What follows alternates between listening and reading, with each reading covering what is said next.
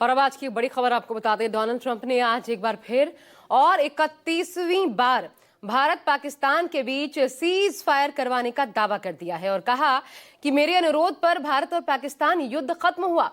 इस मुद्दे पर आम आदमी पार्टी के सांसद संजय सिंह का क्या कहना है, आपको सुनवाते हैं।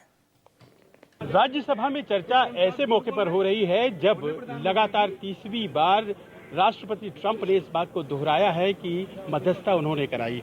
अब जब इतने सवाल हैं आप लोगों के मन में, जाहिर है कि विदेश मंत्री और तमाम दूसरे नेताओं के भाषण के बाद कुछ तो उत्तरित हुए होंगे। नहीं, कुछ नहीं उत्तरित हुए। देखिए, ट्रंप बार बार कह रहा है ट्रेड खत्म करने की धमकी देकर मैंने दूसरे दोनों देशों के बीच सीज फायर कराया।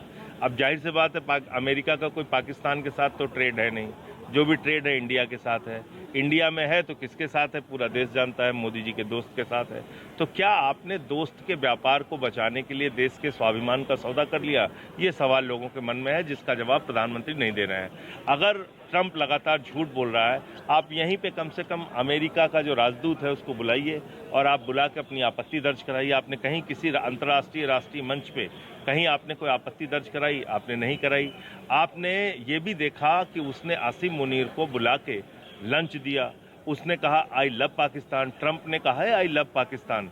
तो वो देश जिसके लिए जिस व्यक्ति के लिए आप प्रचार करने गए थे आपकी बार ट्रंप सरकार, जिसके लिए आप कसीदे पढ़ते हैं उसकी मोहब्बत और प्यार में, वो तो कह रहा है वो पाकिस्तान से प्यार करता है। आपने कोई आपत्ति दर्ज नहीं कराई। उसको IMF से लोन मिल रहा है, उसको वर्ल्ड बैंक से लोन मिल रहा है, उसको UN सिक्योरिटी काउंसिल में जो एंटी टेररिस्ट कमेटी है उसका वाइस चेयरमैन बना दिया गया है। आप बताइए ना। एक इम्पोर्टेंट घटनाक्रम है कि ऑपरेशन महादेव के तहत वो आतंकवादी मारा गया जो कि पहलगाम हमले का दोषी था। तो इसकी पहचान कौन करेगा? ना आप वहां पे थे, ना गृह मंत्री जी थे, ना प्रधानमंत्री जी थे, ना हम थे। उसकी पहचान करने के सबसे सही लोग वही हैं जिनके परिवार के लोग मारे गए।